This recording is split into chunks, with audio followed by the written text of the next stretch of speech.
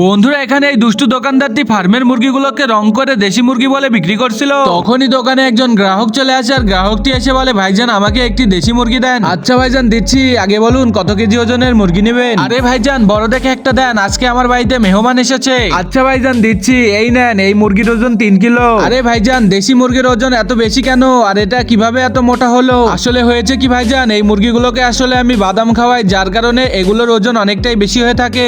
আচ্ছা ভাইজান ঠিক আছে, এই নেন আপনার টাকা, আমি এখন আসি। আরে হারামখোর, এই দেখ ফার্মের মুরগিগুলোতে রং করে কিভাবে দেশি মুরগি বলে বিক্রি করছি আমি, আজকে তো আমার লাভ দ্বিগুণ হয়ে যাবে। তখনই সেখানে আরেকটা কাস্টমার চলে আসে। আরে ভাইজান আপনার কাছে কি দেশি মুরগি আছে? হ্যাঁ ভাইজান আমার কাছে দেশি মুরগি আছে।